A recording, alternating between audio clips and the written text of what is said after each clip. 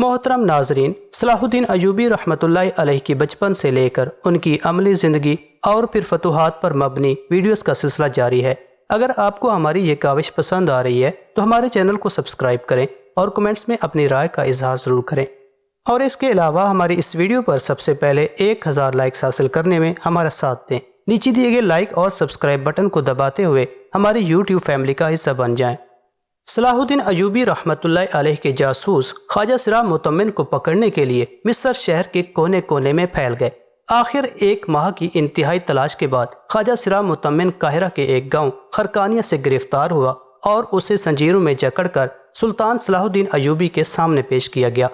صلاح الدین اسے دیکھ کر بہت زیادہ جذباتی ہو گئے تھے۔ وزیر اعظم مصر نے انتہائی غضبناک لہجے میں کہا، تیرے لیے یہ ایک لعنت کیا کم تھی کہ تو مرد سے مخنث ہو گیا تھا۔ خالق کائنات نہایت رحیم ہے، شاید وہ تیرے اس گناہ کو معاف کر دیتا، مگر تو نے مسلمانوں سے غداری کر کے سارے زمانے کی لعنتیں اپنے گلے میں ڈال لیں۔ صلاح الدین ایوبی رحمۃ اللہ علیہ نے خواجہ سراء متمم کو قہر آلود نظروں سے دیکھا۔ خواجہ سراء نے اپنی زندگی بچانے کے لیے سلطان صلاح الدین کے آگے زمین پر سر رکھ دیا اور رو رو کر اس کے رحم کو آوازیں دینے لگا۔ وہ بہترین نکال تھا، اس نے رو رو کر کمرے کے فرش کو اپنے آنسو سے بھگو دیا۔ صلاح الدین بہت نرم طبیعت اور شاعرانہ فطرت کے مالک تھے۔ اگر اس موقع پر اس کا جانی دشمن بھی ہوتا تو شاید وہ اسے معاف کر دیتے، لیکن ایک غدار ملت کے لیے آپ کے دل میں کوئی نرم کوشہ موجود نہیں تھا۔ بنیادی طور پر وہ خود نہایت رحم دل انسان تھے، مگر اسے ظالموں سے شدید نفرت تھی۔ صلاح الدین ایوبی رحمۃ اللہ علیہ اکثر حضرت عمر فاروق رضی اللہ تعالی عنہ کا یہ قول دہرایا کرتے تھے، ظالم کے ساتھ رحم کرنا ایسا ہی ہے جیسے مظلوم پر اور ظلم کیا جائے۔ آخر صلاح الدین ایوبی رحمۃ اللہ علیہ نے بھی ایک ظالم کو اس کے انجام تک پہنچا دیا۔ آپ نے اپنی شمشیر بے نیام کی اور خواجہ سراء متمم کا سر قلم کر دیا، پھر اس کے سر کو سونے کی ایک دلکش خوان میں سجایا۔ اس کے ساتھ ہی وہ خط بھی رکھا جو شاہ یروشلم اموری کو لکھا گیا تھا۔ پھر صلاح الدین نے اس خوان پر سرخ کپڑا ڈالا اور اپنے ایک معتمد امیر بہاؤالدین کراکوش کو لے کر خلیفہ آزد کی خدمت میں حاضر ہوئے۔ بڑے ادب کے ساتھ سلام کیا اور کھڑے ہو گئے۔ خلیفہ آزد نے ایک نظر صلاح الدین پر ڈالی اور پھر امیر بہاؤالدین کراکوش کی طرف دیکھا جس کے ہاتھ میں طلائی خوان تھا۔ خلیفہ محترم، صلاح الدین مؤدبانہ لہجے میں والی مصر سے مخاطب ہوئے، آپ نے مجھے وزارت عظمیٰ کے عہدے سے سرفراز کیا۔ اصولاً مجھے بھی آپ کی خدمت میں ایسی نظر پیش کرنی چاہیے تھی جو آپ کے شایان شان ہو، مگر میری مجبوری یہ تھی کہ میں اپنا ذاتی خزانہ نہیں رکھتا۔ مصر میں جو کچھ موجود ہے وہ بندگان خدا کی ملکیت ہے۔ خلیفہ آزد اس طرز تخاطب پر بری طرح چونک اٹھا، آخر تم کیا کہنا چاہتے ہو؟ آج حق تعالیٰ نے مجھے وہ قیمتی شے عطا کی جسے میں آپ کی خدمت میں پیش کرتے ہوئے فخر محسوس کر رہا ہوں۔ صلاح الدین نے انتہائی باوقار لہجے میں کہا اور اپنے معتمد خاص امیر بہاؤالدین کراکوش کو اشارہ کیا۔ کراکوش چند قدم آگے بڑھا اور اس نے خوان پر پڑا سرخ کپڑا ہٹا دیا۔ طلائی خوان میں خواجہ سراء متمم کا کٹا ہوا سر رکھا تھا، اس کے برابر وہ خط بھی موجود تھا جو شاہ یروشلم اموری کے نام لکھا گیا تھا۔ خواجہ سراء کا یہ حشر دیکھ کر چند لمحوں تک خلیفہ آزد کے چہرے پر وحشت برسنے لگی، پھر اس نے اپنے خوف پر قابو پا کر انتہائی غضبناک لہجے میں صلاح الدین کو مخاطب کرتے ہوئے کہا، پہلے تم نے باربک جیسے خدا رسیدہ بزرگ کا سر کاٹ کر قاہرہ کے گلی کوچوں میں پھرایا، پھر امیر ابو جعفر اور علی ناصری جیسے معزز لوگوں کو اندھا کرا دیا، اور اب میرے سب سے بڑے معتمد اور قصر خلافت کے منتظم اعلیٰ کو قتل کر دیا۔ آخر تم کیا چاہتے ہو؟ مصر کی زمین پر میرا کوئی ہمنوا باقی نہ رہے۔ اگر تمہاری خود غرضی اور سفاکی کا یہی عالم رہا تو ایک دن تم مجھ سے بھی میرا سر طلب کرو گے۔ میں احسان فراموش نہیں ہوں۔ خلیفہ محترم، صلاح الدین ایوبی نے انتہائی باوقار لہجے میں کہا، میرے ہوتے ہوئے آپ کی جان و مال اور عزت و آبرو کو کوئی خطرہ نہیں۔ یہ بدکار خواجہ سراء قصر خلافت کا منتظم اعلیٰ نہیں، مملکت مصر کا غدار اعلیٰ تھا۔ صلاح الدین نے متمم کے کٹے ہوئے سر کی طرف اشارہ کرتے ہوئے کہا، پھر وہ خط اٹھا کر خلیفہ آزد کو پیش کیا جس میں متمم نے شاہ یروشلم کو مصر پر حملے کی دعوت دی تھی۔ خواجہ سراء کا خط پڑھتے ہوئے خلیفہ آزد کے ہاتھ کانپ رہے تھے، کیونکہ خود اس سازش میں شریک تھا اور ہر قیمت پر صلاح الدین سے نجات حاصل کرنا چاہتا تھا۔ خلیفہ محترم، آج میں کچھ اہم باتوں کی مکمل وضاحت ضروری سمجھتا ہوں۔ صلاح الدین ایوبی رحمۃ اللہ علیہ دوبارہ آزد سے مخاطب ہوئے، میرے کاندھوں پر دوہری ذمہ داری کا بار گراں ہے، ایک آپ کی اور حرم سرا کی حفاظت، دوسرے دین و ملت کی حفاظت۔ ابھی صلاح الدین ایوبی رحمۃ اللہ علیہ کی بات مکمل نہیں ہوئی تھی کہ خلیفہ عاضد گرج کر بولا، دین و ملت کی حفاظت سے تمہارا کیا مطلب؟ کیا مجھے اپنے دین اور ملت کی کوئی فکر نہیں؟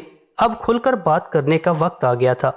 یکایک صلاح الدین ایوبی رحمۃ اللہ علیہ کے لہجے کی عاجزی جاہ جلال میں تبدیلی ہو گئی تھی۔ مجھے یہ کہتے ہوئے بہت دکھ ہو رہا ہے کہ آپ کو اور آپ کے بزرگوں کو صرف اپنے تخت و تاج کی فکر تھی۔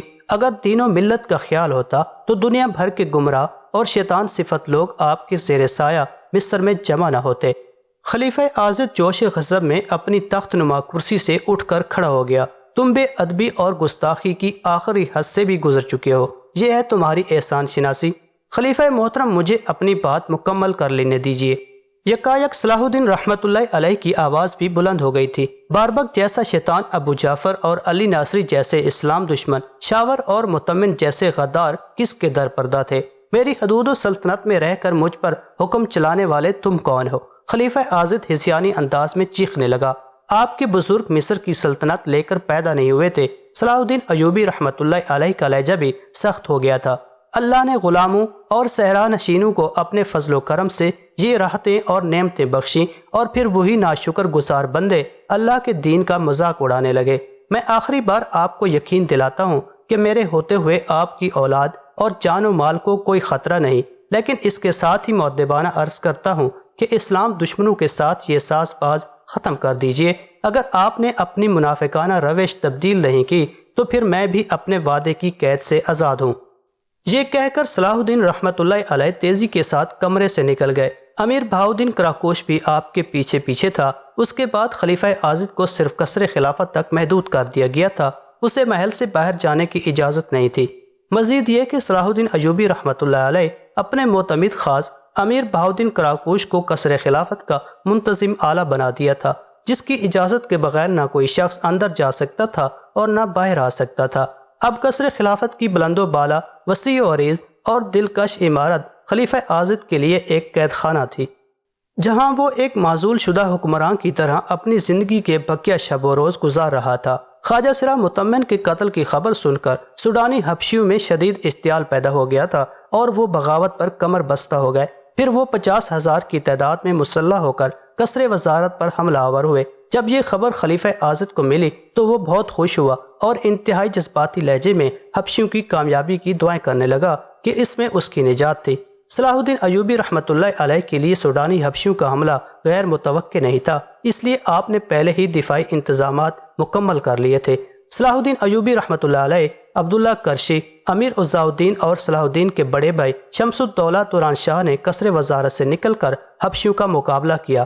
سوڈانی تعداد میں بہت زیادہ تھے مگر غیر تربیت یافتہ سپاہی تھے، اس لیے صلاح الدین کی یلغار کی تاب نہ لا سکے۔ پھر بھی ان کا نیا سرغنہ توریہ انہیں غیرت و ہوش دلا رہا تھا۔ اگر تم یہ جنگ ہار گئے تو مصر سے تمہارا نام و نشان تک مٹ جائے گا۔ یہی وجہ تھی کہ حبشی 2 دن تک میدان میں جمے رہے۔ آخر شدید خونریزی کے بعد صلاح الدین نے انہیں شکست دے دی۔ حبشیوں کی بڑی تعداد موت کی خوراک بن گئی، بچے کچھ سوڈانی زخمی حالت میں فرار ہو گئے۔ اب سرزمین مصر پر خلیفہ عاضد کا کوئی طاقتور ہمنوا موجود نہیں تھا۔ صلاح الدین نے اس مارکہ آرائی کا تفصیلی حال سلطان نور الدین زنگی کو لکھ بھیجا۔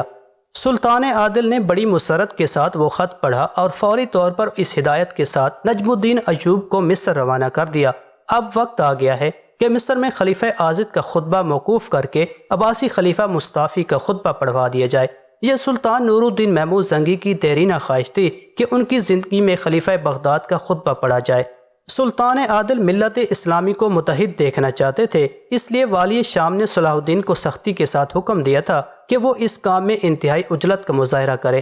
نجم الدین ایوب نے سلطان عادل کا یہ حکم بیٹے تک پہنچا دیا مگر صلاح الدین فی الوقت اپنا دامن بچانے کی کوشش کر رہے تھے۔ آپ کو خطرہ تھا کہ اپنے خلیفہ کی معزولی کی خبر سن کر مصری امراء ان کے خلاف نہ ہو جائیں۔ ابھی یہ ذہنی کشمکش جاری تھی کہ صلیبیوں کی طرف سے ایک اور خوفناک طوفان اٹھ کھڑا ہوا۔ فرار ہو جانے والے سوڈانی حبشیوں نے یروشلم پہنچ کر اموری کے دربار میں دلدوز فریاد کی تھی کہ صلاح الدین ایوبی نے سرزمین مصر سے حبشیوں کی نسل کا نام و نشان تک مٹا ڈالا ہے اور خلیفہ عاضد کو قید خانے میں ڈال دیا ہے۔ یہ اطلاع شاہ اموری کے لیے بڑی پریشان کن تھی۔ مصر پر صلاح الدین کے قبضے کا ایک ہی مطلب تھا کہ یہ علاقہ بالواسطہ سلطان نور الدین محمود زنگی رحمۃ اللہ علیہ کے تصرف میں آ گیا ہے۔ مصر کی جغرافیائی حیثیت یہ تھی کہ یہاں سے براہ راست یروشلم پر حملہ کیا جا سکتا تھا، اور سلطان نور الدین محمود کا ایک ہی مقصد حیات تھا کہ وہ بیت المقدس میں داخل ہوں اور منبر پر کھڑے ہو کر اہل ایمان سے خطاب کریں۔ اگرچہ سلطان عادل کی منزل ابھی دور تھی، مگر ان کی جذباتی کیفیت کا یہ عالم تھا کہ سلطان عادل نے 10 سال پہلے ہی ایک خوبصورت منبر بنوا کر ایک مخصوص کمرے میں رکھ دیا تھا۔ عام طور پر وہ کمرہ بند رہتا تھا، کبھی کبھی سلطان نور الدین محمود اس کمرے کو کھول کر اپنے ہاتھ سے منبر کی صفائی کرتے اور پھر بڑے دردناک لہجے میں دعا کرتے، اے باری تعالیٰ، اپنے کمزور اور گناہگار بندے نور الدین کی یہ آرزو پوری کر کہ وہ فاتحانہ حیثیت سے یروشلم میں داخل ہو اور مسجد اقصی میں نماز ادا کرے، جہاں سے میرے آقا رسالت مآب صلی اللہ علیہ وسلم کا سفر معراج شروع ہوا تھا، اور مجھے یہ توفیق بھی عطا فرما کہ مسجد اقصی کے بعد میں مسجد عمر میں نماز ادا کروں۔ واضح رہے کہ خلیفہ ثانی حضرت عمر فاروق رضی اللہ عنہ نے انسانی خون کا ایک قطرہ بہائے بغیر بیت المقدس فتح کیا تھا۔ بعد میں اہل ایمان نے نشان کے طور پر مسجد عمر کی تعمیر کی تھی۔ شاہ یروشلم نے سیاسی بساط الٹتے دیکھ کر فوری طور پر قسطنطنیہ کے شہ بنول اور سکلیا کے عیسائی حکمراں کے درباروں میں اپنے برگرفتار قاصد بھیجے۔ دونوں صلیبی بادشاہوں کے نام ایک ہی مضمون کے خط روانہ کیے گئے تھے۔ آج یروشلم کی وہی حیثیت ہے جو چکی کے پارٹوں میں بنسے ہوئے گندم کے دانوں کی ہوتی ہے۔ اگر چکی چلانے والے ہاتھوں کو روکا نہیں گیا تو عیسائی سلطنت پس کر رہ جائے گی۔ میں تم سے یسوع مسیح کے نام پر درخواست کرتا ہوں کہ بے دریغ میری مدد کرو۔ اب سلطان نور الدین زنگی کے حملوں سے محفوظ رہنے کا ایک ہی طریقہ ہے کہ میری فوجیں یروشلم سے نکل کر دمیاط پر قبضہ کر لیں۔ دمیاط مصر کا ساحلی شہر تھا، اور شاہ یروشلم اموری کا منصوبہ یہ تھا کہ وہ دمیاط پر قابض ہو کر سلطان صلاح الدین کو مستقل تنگ کرتا رہے، یہاں تک کہ صلاح الدین ایوبی رحمۃ اللہ علیہ مصر سے نکل جائیں اور شاور کے دور وزارت کی طرح خلیفہ عاضد سے فوجی معاہدہ کر لے، تاکہ یروشلم سلطان نور الدین زنگی کے امکانی حملوں سے ہمیشہ کے لیے محفوظ ہو جائے۔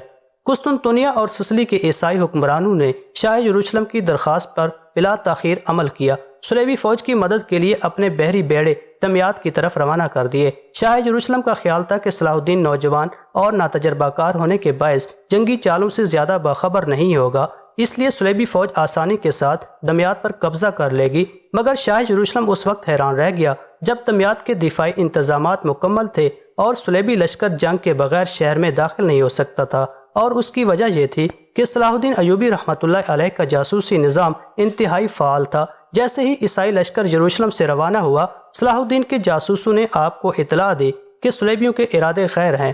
صلاح الدین ایوبی نے ایک لمحے کی تاخیر کیے بغیر اپنی فوج اور اسلحہ دمیاط کے قلعے میں پہنچا دیا، اور 2-3 فوجی دستے صلیبی لشکر کا سامان رسد بند کرنے پر مامور کر دی اور خود قاہرہ میں مقیم رہے۔ ان انتظامات کے ساتھ ساتھ سلطان صلاح الدین ایک برگرفتار قاصد کو خط دے کر سلطان نور الدین محمود زنگی کی خدمت میں روانہ کیا۔ خط میں صلاح الدین نے تحریر کیا تھا، سلطان عادل، میں اس وقت شدید کشمکش میں مبتلا ہوں۔ اگر قاہرہ چھوڑ کر صلیبی لشکر کا مقابلہ کرنے کے لیے دمیاط کی طرف جاتا ہوں تو مجھے خدشہ ہے کہ خلیفہ عاضد کے اشارے پر مصری امراء کہیں کوئی فتنہ کھڑا نہ کر دیں، اور اس امکانی بغاوت کو روکنے کے لیے قاہرہ میں ٹھہرتا ہوں تو دمیاط صلیبیوں کے قبضے میں چلا جائے گا۔ میرے لیے دعا کیجیے کہ حق تعالیٰ مجھے اس مشکل سے نجات دلائے۔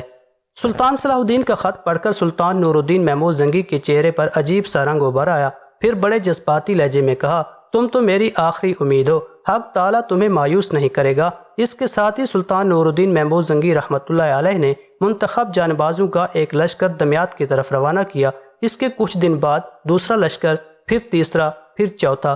سلطان عادل نے یہ طریقہ کار اس لیے اپنایا تھا کہ سلطان صلاح الدین کو تازہ دم فوجیوں کی کمک مسلسل ملتی رہے، جس سے صلیبی لشکروں پر مسلمانوں کی ہیبت طاری ہو جائے۔ دوسری طرف صلاح الدین نے اپنے فوجیوں کو ہدایت کی تھی کہ وہ قلعہ بند ہو کر بیٹھے رہیں اور باہر نکل کر ہرگز مقابلہ نہ کریں۔ دمیاط کی طرف لشکر بھیجنے کے بعد خود سلطان نور الدین محمود زنگی نے عیسائیوں کے چھوٹے چھوٹے علاقوں میں بھرپور حملہ کیا اور انہیں طاقت و تاراج کرنا شروع کر دیا۔ جب یہ خبریں شاہ یروشلم تک پہنچیں تو اسے شدید پریشانی لاحق ہوئی، پھر بھی وہ جمع رہا۔ اس وقت تک دمیاط کے محاصرے کو 43 دن ہو چکے تھے۔ شاہ یروشلم کو یقین تھا کہ چند دن میں صلاح الدین کی فوج تنگ آ کر قلعے کا دروازہ کھول دے گی۔ اس دوران شاہ یروشلم اپنی منجیکیوں سے قلعے کی فصیلوں پر سنگباری کر رہا تھا۔ کئی دیواروں میں شگاف بھی پڑ چکے تھے۔ اس سے پہلے کہ وہ شگاف گہرے ہوتے اور صلیبی لشکر قلعے میں داخل ہوتا، یکایک آندھی اور طوفان کی طرح سلطان نور الدین محمود کے بھیجے ہوئے لشکر آنا شروع ہو گئے۔ سلطان عادل نے خاص طور پر ماہر تیر اندازوں کا ایک دستہ بھی بھیجا تھا۔ ان تیر اندازوں نے لفظ تیل کی پچکاریوں سے صلیبیوں کی ساری منجیقیں جلا ڈالیں اور عیسائی فوج کے ایک حصے کو بیکار کر دیا۔ اس دوران صلاح الدین ایوبی رحمۃ اللہ علیہ شدید اضطرابی کیفیت میں مبتلا تھے۔ وہ دن بھر اپنے فوجی دستے کے ساتھ قاہرہ کی سرحدوں سے نکل کر گشت کرتے رہتے اور پھر سورج غروب ہونے سے پہلے قصر خلافت لوٹ آتے۔ اس کے بعد وہ ساری رات جاگ کر اپنے خالق کے سامنے سجدہ ریز رہتے اور اس قدر روتے کہ ان کی داڑھی آنسوں سے تر ہو جاتی۔ وہ بس ایک ہی دعا مانگتے، اے علیم و خبیر، تو خوب جانتا ہے کہ میں تاج و تخت کا خواہاں نہیں، میری تو ایک ہی خواہش ہے کہ پرچم اسلام ہر حال میں بلند رہے۔ اگر میرے ہاتھ اس پرچم کو اٹھانے کے قابل نہیں تو پھر کسی دوسرے علمبردار کو بھیج دے اور اپنے نام لیواؤں کو غلبہ عطا فرما۔ شاہ یروشلم کو ناکام و نامراد تو واپس جانا ہی تھا، مگر اللہ نے صلاح الدین کی دعاؤں میں وہ تاثیر پیدا کی کہ آفت آسمان نے صلیبی لشکر کو گھیر لیا۔ پہلے موسلا دھار بارش شروع ہوئی جو کئی دن تک جاری رہی، یہاں تک کہ صلیبیوں کی لشکرگاہ پانی میں ڈوب گئی۔ ان کے گھوڑے، ہتھیار اور سامان رسد اس سیلاب میں بہنے لگا۔ ابھی شاہ یروشلم اور اس کے سپاہی سنبھلنے بھی نہیں پائے تھے کہ یکایک خوفناک آندھی چلنے لگی۔ ہوا کے جکھڑ اس قدر طوفانی تھے کہ عیسائی فوج کے خیمے اکھڑ گئے۔ قسطنطنیہ اور سسلی کے بحری بیڑے تباہ ہو گئے۔ بے شمار فوجی اپنی ہلاکت خیز انجام کو پہنچے۔ جب شاہ یروشلم واپس جا رہا تھا تو اس کی آنکھوں کے سامنے ایک لرزہ خیز اور عبرتناک منظر تھا۔ عیسائی فوج جو سلیب کی قسمیں کھا کر دمیات کو فتح کرنے آئے تھے، ان کی بے گور و کفن لاشیں پانی پر تیر رہی تھیں اور مردہ خور پرندوں کے غول اس طرف پڑ رہے تھے۔ عیسائیوں کی اس شکست پر سلطان نور الدین محمود زنگی نے صلاح الدین ایوبی کو مبارکباد کے ساتھ قیمتی تحائف بھی بھیجے اور اس کے ساتھ ہی اصرار کیا کہ فوری طور پر عباسی خلیفہ مصطفی کا خطبہ جاری کیا جائے۔ نجم الدین ایوب بھی بار بار بیٹے پر زور دے رہا تھا کہ بلا تاخیر سلطان عادل کے حکم کی تعمیل کی جائے۔